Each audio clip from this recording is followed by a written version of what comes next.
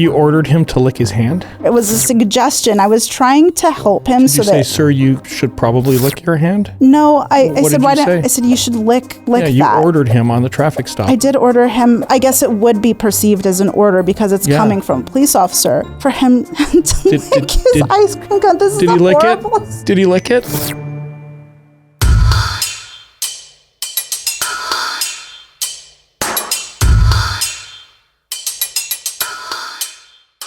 Socialite Crime Club bonus episode. I'm going to call this Kickin It With Keri, Volume 1.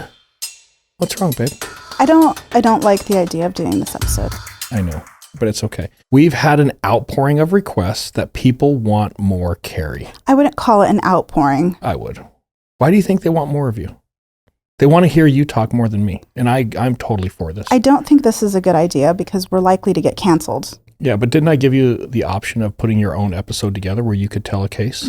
Yeah, but we've had other cases already lined up. No, what did you say when I told you, babe, people want to hear from you, put a case together? What did you say? I like when you're the star of the show. So you forced this on me, so we're going to do it. This is a bonus episode where we're going to talk about one of Keri's cases.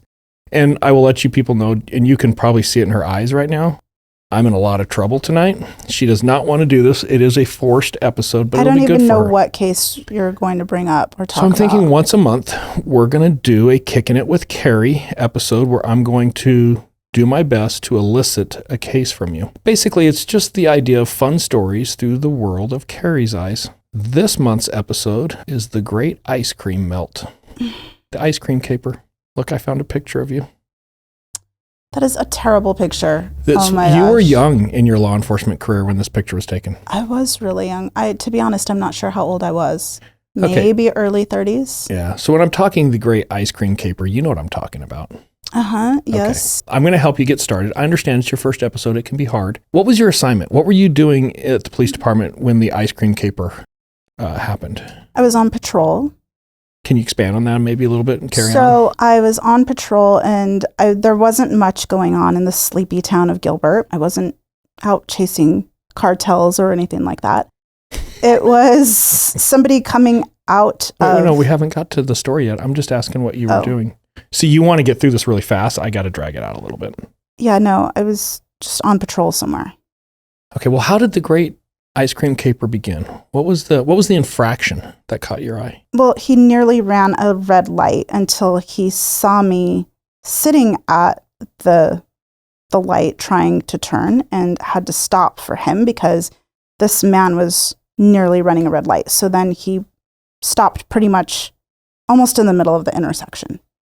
Because it's not running a red light if you stop in the middle. Yeah. So I just finished my turn and then I kind of waited for his light to turn green again so that he could continue past me when I pulled him over. It's a traffic stop. It was a traffic stop, yes. Explain this initial interaction. You make contact with him, I'm assuming. He's in the driver's seat. What happened? Well, he had pulled out of the parking lot where Mcdonald's was. And when he came out from the McDonald's parking lot, I pulled him over. And if bear in mind, it's really warm in Arizona at this time. I don't remember for sure what time of year it was, but it was warm. And it's McDonald's soft serve, so it's beginning to melt. What's McDonald's soft serve? The ice cream cone. You didn't describe this. Go back and describe this better. Sorry, I'm nervous. So he had a McDonald's ice cream cone in his hand when he rolled down his window. Now, bear in mind, he was switching his ice cream cone from hand to hand as I'm talking to him, but he's beginning to pull out all of his registration License, and insurance, registration, proof of insurance from his glove box, and his ice cream cone is melting. It's melting on his hands, and I'm thinking he's going to get sticky. So on top of that, he's going to hand me all of his stuff, which is going to be sticky, and then my hands are going to be sticky. Oh dear. And I did feel bad because it was hot. I was annoyed. I was not expecting to make this kind of traffic stop at this time of day. So I'm kind of getting a little pushy with him because he's taking a long time. And then he explains to me that he just came from the hospital. You do this to me a lot. When you say pushy, explain to our audience, what do you mean by pushy? I'm being kind of forwardly aggressive. Okay. You're one of those cops. certain times of the day, yes. Okay. So he explains to me he came from the hospital. Some family member, maybe his dad or brother, somebody was in the hospital and he was having a bad day. And then I feel bad. I'm like, okay, I'm sorry. I don't mean to add to your bad day. So as he's continuing to look through his glove box, gathering all of his stuff, his ice cream is still continually melting down his hand. So he wasn't paying attention to his ice cream. You're kind however. of a clean freak. I am a clean freak. And he was just allowing the ice cream to drip down his arm at this point. And it was just slowly going. So I said, hey, why don't you lick that? And lick what? His hand and his ice cream cone. I didn't want him. You ordered him to lick his hand? It wasn't necessarily an order. It was a suggestion. I was trying to help him. Did you say, sir, you should probably lick your hand?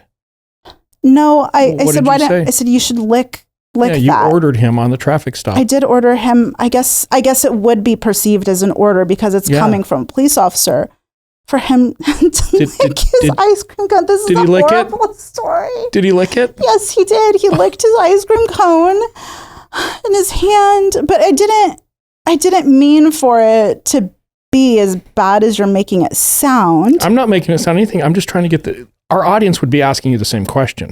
So I let him go. It didn't go. I was just, I felt bad. So the traffic stop was done. I was like, just get on your way. Watch what you're doing.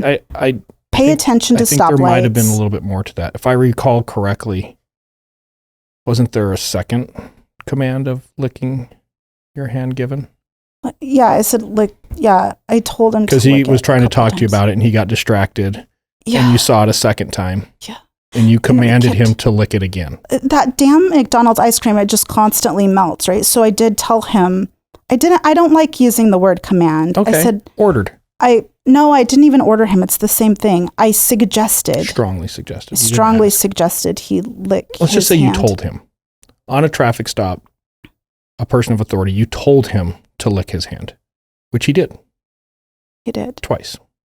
It wasn't just licking his hand, though. It was licking ice cream, melting ice cream from his hand in the middle of the summertime. Do you remember telling me the story right after it happened? And what did I tell you? Yeah, because I felt bad. I felt, well, that's the thing. I shouldn't have felt bad necessarily because he did make a traffic infraction that could have hurt somebody or killed somebody. And I was telling you about it, and you said, baby, you can't tell people to lick their hands. You're probably going to get a complaint. Right. Yeah, I guarantee you this is going to be an IA. Can you imagine? An IA is an internal affairs investigation. Let's reverse roles. You're an attractive female. Mm-hmm. Let's reverse roles. I'm the male police officer. I'm stopping an attractive female. Mm-hmm. She's scrambling, trying to get me all the documents. She has ice cream running down her hand. And as a male cop, I tell her, hey, you got to lick that. What do you think's going to happen? Well, he wasn't attractive. That doesn't change it. No, but so anyway, even if she wasn't attractive and you stopped her, it could definitely turn into something. I did warn you that he would be contacting the police department and you're probably going to have to deal with this. Yes. And if I'm not mistaken, he did contact the police department, didn't he? He did, but you know what? He didn't give me a complaint. It was a commendation letter to my chief of police. Of course it fucking was, because there's nothing anybody wants more than you to tell them to lick their hand. This is bullshit. He actually sent a commendation letter to my chief of police saying that we had a very nice encounter. It started off rough, but everything came out okay. And he was very appreciative. It was the best day of his life. He's like, I got the luckiest boy in America medal today. I did not give him a citation and everything was fine. And he went on his way. And I hope that his next McDonald's ice cream soft serve experience was much better. You know, I always get a kick out of our comments after we release an episode. Do you know how many comments we're going to get where people are going to be like, I would totally let her tell me to lick my hand? I sure hope not. It was a rough morning that morning. And I'm just really glad that we had this really nice, understanding citizen. And I was trying to be understanding of his situation and nobody was hurt that day. So that's a nice spin on the end of that. Yeah. Yeah. Mm-hmm. We try to bring light to everything. I don't like this idea of doing anything with Keri time. Maybe we'll just see you next week. So episode 2 of Kickin' It With Keri, that'll be next month. I already have it scripted out, so we'll be doing it. Hope you enjoyed. Say something nice, babe. Have a good week. I hope you had fun with this today. And you too.